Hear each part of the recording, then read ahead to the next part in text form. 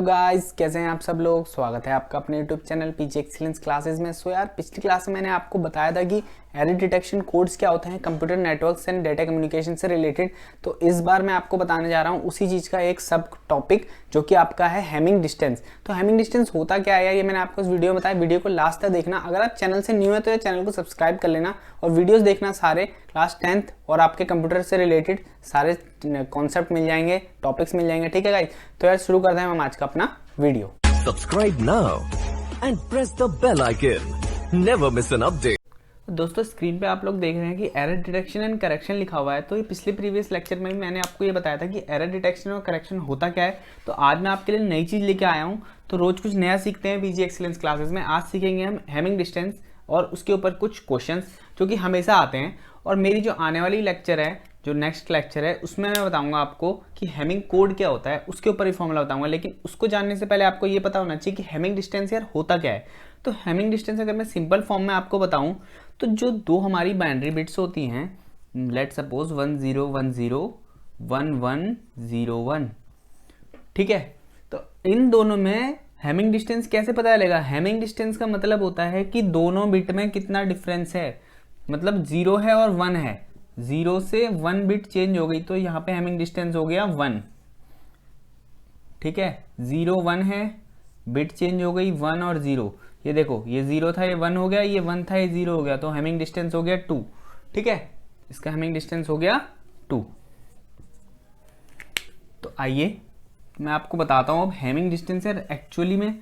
थोड़ी सी इसकी डेफिनेशन बता देता हूँ और ये होता क्या है।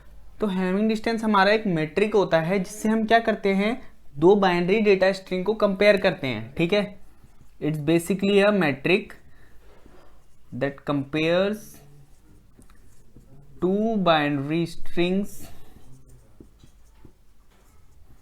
Of equal length. और मेन चीज ये है कि यहाँ पे जो लेंथ होती है ना बाइनरी स्ट्रिंग की, वो भी इक्वल होनी चाहिए। लेट सपोज, तो यार ये यूज कहाँ पे होता है, ये एरर डिटेक्शन और करेक्शन करने में यूज होता है हमारा। ठीक है, और हमें ये बताता है कि कौन सी पोजीशन पे बिट्स चेंज हुई हैं। तो मैं आपको एग्जांपल देता हूँ एक। ठीक है, हमें जैसे ये दिया है डाटा 000 011। ठीक है, अब आपसे पूछेंगे कि यार इसमें हैमिंग डिस्टेंस निकालो। तो हैमिंग डिस्टेंस कैसे निकालेंगे हम, हमें ना जोर ऑपरेशन का यूज करना पड़ेगा यहाँ पे। एक तो ये है कि आप बिट्स को देख लो कहाँ पे चेंज। दूसरी जो टेक्निकल चीज है इसमें, जो मेन चीज है वो है जोर ऑपरेशन। ठीक है, अब जोर होता क्या है, अब जोर भी आपको एक बार बता देता हूं। अगर हमारे पास दो बिट्स हैं 1 + 0, इसका जोर करना है 1 और 0, तो हम कैसे लिखेंगे 1 + 0 मीन्स ये और 0 का कॉम्प्लीमेंट प्लस 0 और 1 का कॉम्प्लीमेंट। ठीक है, तो ये होता है जोर। जोर का मतलब ये होता है अगर बिट्स डिफरेंट है ना तो 1 आता है, अगर बिट सेम है तो 0 आता है। जोर का सीधा सीधा मतलब ये होता है। तो हम यहाँ पे जोर ऑपरेशन करते हैं इन दोनों बिट्स के लिए। तो हो गया 0, देखो बिट्स डिफरेंट है तो 1 हो गया, बिट्स डिफरेंट है तो 1 हो गया, बिट्स सेम है तो 0 हो गया। तो यहाँ पे जो हैमिंग डिस्टेंस है वो कितना हो गया, हैमिंग डिस्टेंस हो गया 2। ठीक है, होप सो आप लोगों को समझ आया होगा। एक और एग्जांपल ले लेता हूं मैं। ठीक, आपको जोर ऑपरेशन बताया था होता क्या है। देखो 1 और 0 है। ठीक है, अगर ये बिट्स हैं, अगर हमें इसका जोर ऑपरेशन करना है तो हो जाएगा 1 एंड सेकंड वाले का कॉम्प्लीमेंट प्लस सेकंड फर्स्ट वाले का कॉम्प्लीमेंट। तो ये क्या हो जाएगा 1, इसका कॉम्प्लीमेंट हो गया 1, 0, 1 का कॉम्प्लीमेंट हो गया 0। तो ये कितना आ गया 1 आ गया। ठीक है, 1 आ गया। तो वही तो था कि अगर जोर में बिट्स डिफरेंट होती हैं, एक ट्रुथ टेबल बना लेते हैं चलो इसका। A जोर B 0 0 0 1 1 0 1 1। ठीक है, ट्रुथ टेबल बना लिया हमने।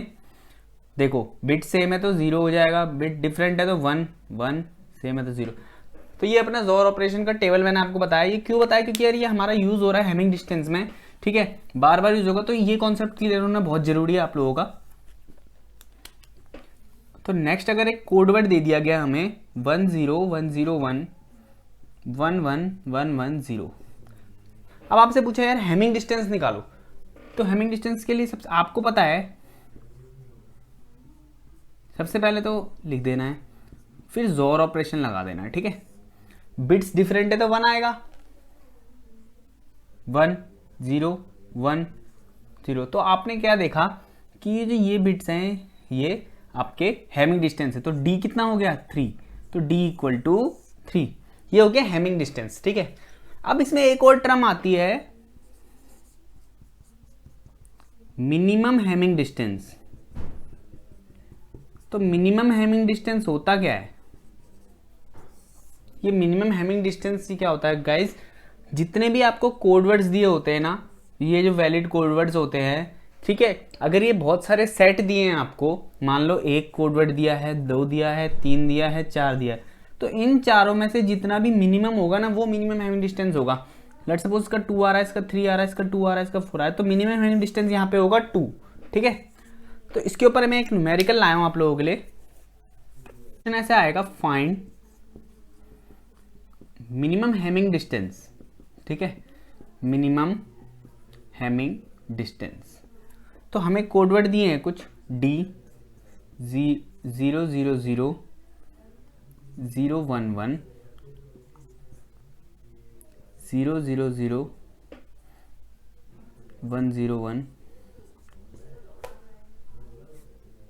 0 1 0 1 1,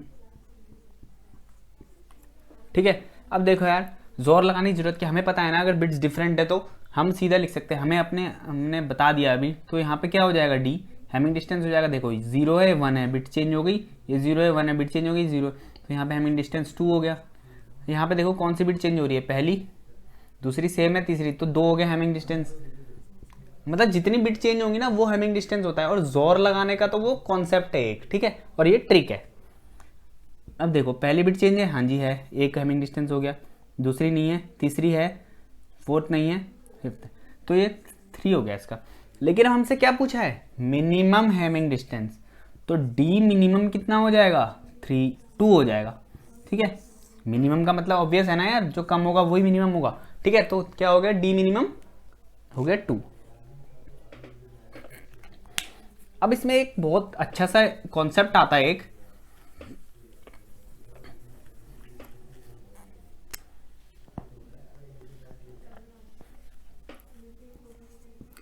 अपने पास 2 चीजें आती हैं,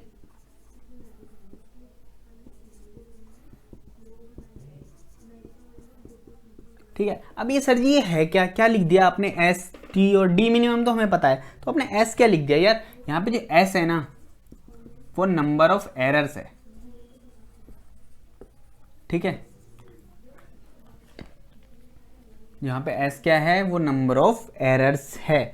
तो होता क्या है कि ये वाला जो फॉर्मूला है D minimum equal to S plus 1, ये क्या करता है, जितने नंबर ऑफ एरर्स होते हैं ना उन्हें डिटेक्ट करता है।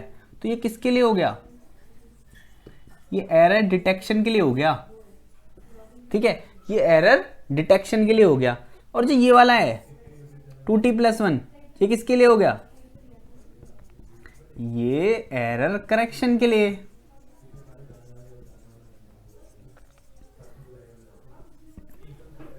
ठीक है। तो ये s + 1 है, ये नंबर ऑफ एरर कितने डिटेक्ट हुए हैं ये बताएगा, और t क्या बताएगा कि नंबर ऑफ एरर कितने करेक्ट होंगे, उसकी कैपेबिलिटी बताएगा, ठीक है। ये s बताएगा number of error detection capability, और t बताएगा number of errors correction capability, ठीक है। इसके ऊपर भी एक न्यूमेरिकल लाया हूं मैं, बहुत अच्छा है,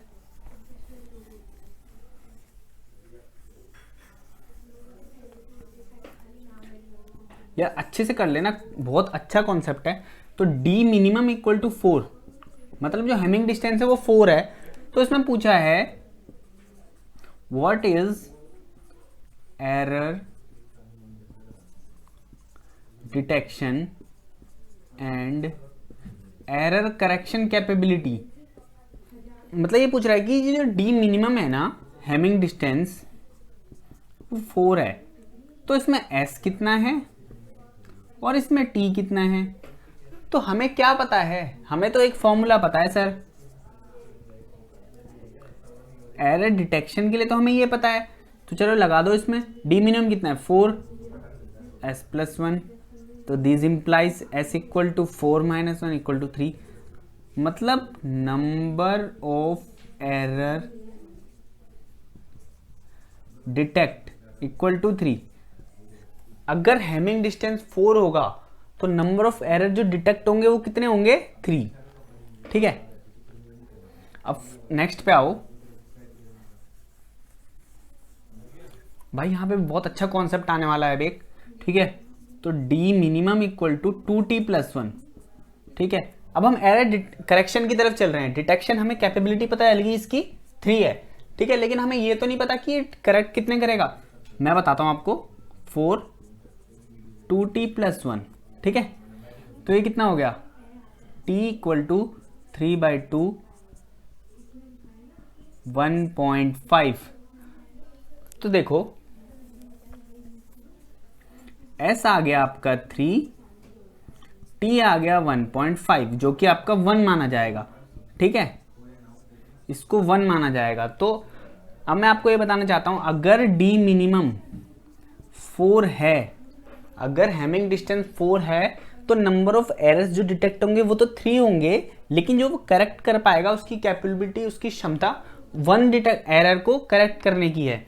तो अब यहां पे एक चीज और आई हमें समझ में कि अगर ये डी मिनिमम, ठीक है, एक मिनट मैं अच्छे से लिखता हूं,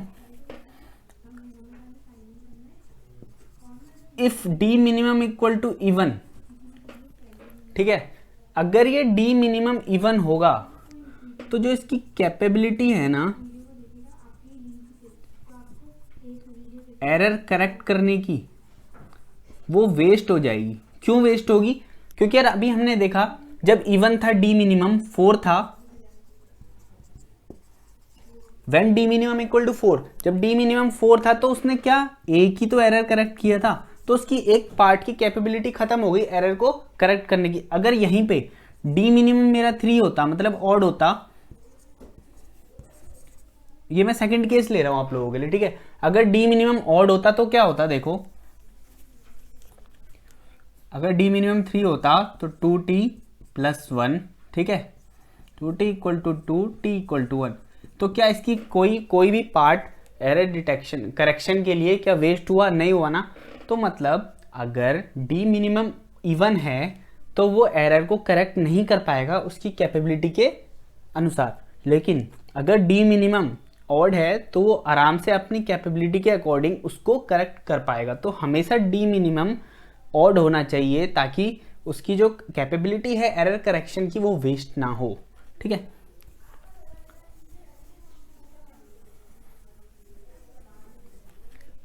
एक बार क्विक रिवीजन करते हैं। अभी तक हमने क्या पढ़ा? हैमिंग डिस्टेंस पढ़ा। ठीक है, हैमिंग डिस्टेंस पढ़ा मैंने। ये क्या बताता है? Difference in bits. ठीक है, क्या यूज करता है? यूज्ड जोर ऑपरेशन। ठीक है, जोर ऑपरेशन को ये यूज करता है। इसके बाद मैंने आपको बताया कि हम डी मिनिमम कैसे निकालेंगे। इसके बाद मैंने बताया कि डी मिनिमम 2 केसेस में होगा, जब इवन होगा या जब ऑड होगा। इवन में उसकी कैपेबिलिटी कम हो जाएगी, ऑड में उसकी कैपेबिलिटी सही रहेगी एरर को करेक्ट करने की। ठीक है, तो ये क्वेश्चंस आते हैं। तो यार नेक्स्ट जो मैं बताने वाला हूं आपको वो है आपका हैमिंग कोड। तो थोड़ा सा ब्रीफ दे देता हूं ताकि नेक्स्ट लेक्चर में हम अच्छे से कर सकें उस चीज को। तो हैमिंग कोड एरर करेक्शन के लिए यूज होता है बेसिकली। तो जो हैमिंग कोड है ना यार, ये एरर करेक्शन करता है। मतलब इसमें होता क्या है, मान लो ये सेंडर है आपका और ये रिसीवर है। ठीक है, ये रिसीवर और सेंडर है। यार ये कुछ डेटा भेजेगा, लेट सपोज 10101। ठीक है, ये कुछ डेटा भेजेगा, लेकिन ये क्या करता है ना हैमिंग कोड में कि इसके साथ कुछ पैरिटी बिट्स भेज देता है। ठीक है, पैरिटी बिट्स भेजेगा। ठीक है, P1 P2 P3। तो ये पैरिटी बिट्स होता क्या है? ये पैरिटी बिट्स का मतलब होता है, लास्ट क्लास में मैंने आपको बताया था, extra bits. Okay, extra bits, यहाँ कुछ कैलकुलेशंस लगती हैं, वो मैं आपको अगली क्लास में बताऊंगा जरूर। एक क्वेश्चन कराऊंगा, सारे कॉन्सेप्ट क्लियर हो जाएंगे हेमिंग कोड के ऊपर, ठीक है, और ट्रिक्स भी बताऊंगा, बहुत अच्छी ट्रिक है। तो पैरिटी बिट्स एक्स्ट्रा बिट होती है, तो सेंडर क्या करता है ना, यहाँ पे कुछ पैरिटी बिट्स लगा देता है, ठीक है। इसको एक तरह से ये इनकोड करता है मैसेज को, अपने मैसेज को इनकोड करता है with the help of parity bits. तो जब ये ट्रांसमिट होता है सेंडर के पास, सॉरी रिसीवर के पास, तो ये क्या होता है, यहाँ पे एक और कैलकुलेशन लगाता है रिसीवर साइड पे। वो बोलता है कि यार मैं इसको अब डिकोड करूंगा, ठीक है। अब वो पूरे डेटा वर्ड्स को देखेगा, एक कैलकुलेशन लगाएगा, ठीक है। अगर जो उसको पैरिटी बिट सही लग रही है, अगर इवन पैरिटी यूज किया तो इवन पैरिटी होनी चाहिए, ऑड पैरिटी यूज किया तो ऑड पैरिटी होनी चाहिए। अगर जो उसको ये चीज सही लग रही है कि हाँ जो सेंडर ने भेजा वही डेटा मेरे पास आया, तब तो वो उसे एक्सेप्ट कर लेगा। अगर नहीं लगता तो वो उसको रिजेक्ट कर देगा, ठीक है। तो ये अपना बेसिक कॉन्सेप्ट रहने वाला है नेक्स्ट क्लास के लिए। तो यार इस लेक्चर को बताने का मकसद यही था कि आप नेक्स्ट लेक्चर के लिए इसको ध्यान से, तो इस लेक्चर को बताने का मकसद ये था कि आप नेक्स्ट लेक्चर के लिए इस लेक्चर को ध्यान से देख लें। तो होप सो आपको अच्छा लगा होगा लेक्चर। तो यार कैसा लगा कमेंट करके बता देना वीडियो में, ठीक है। और नेक्स्ट क्लास में आपको क्या पढ़ना है, नेक्स्ट तो हमारे हेमिंग कोड रहेगा, उसके बाद आपको कौन सा टॉपिक पढ़ना है कोई भी मुझे बता देना, मैं उसके ऊपर वीडियो बना दूंगा, ठीक है। तो guys thank you for your valuable time, have a good day. Subscribe now and press the bell icon. Never miss an update.